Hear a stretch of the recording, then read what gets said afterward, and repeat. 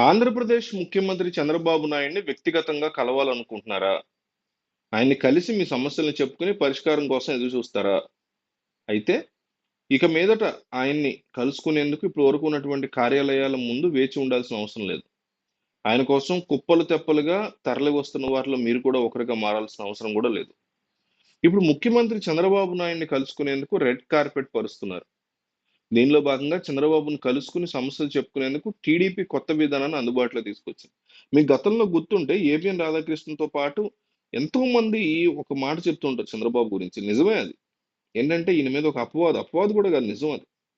ఏంటంటే ఈయన ముఖ్యమంత్రి అయిపోయిన తర్వాత రాష్ట్రం గోళ్ళ సీఈఓలాగా రాష్ట్రానికి పనిచేస్తారు తప్ప పార్టీని, కార్యకర్తలను పట్టించుకోరు.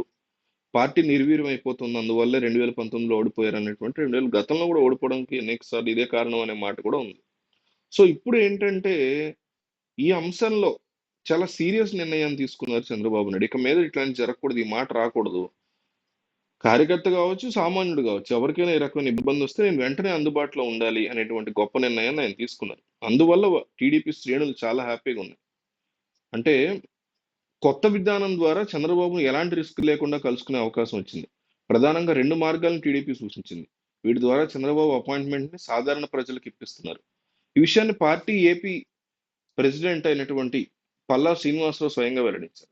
ప్రజలు తమ వ్యక్తిగత సమస్యలు చెప్పుకునేందుకు ఒక ఫోన్ నంబర్ పార్టీ అందుబాటులో తీసుకొచ్చింది. వారి సమస్యల్ని 7306299999కి అంటే 7306299999కి ఫోన్ చేసి తెలియజేయొచ్చు. తద్వారా ఆయన సమస్యలను విన్న పార్టీ నాయకులు చంద్రబాబు అపాయింట్మెంట్ ఖరారు చేస్తారు. అదేవిధంగా సమయం, స్థలం కూడా వారే సూచిస్తారు. ఎక్కడికి రావాలి, ఏంటి అనేది.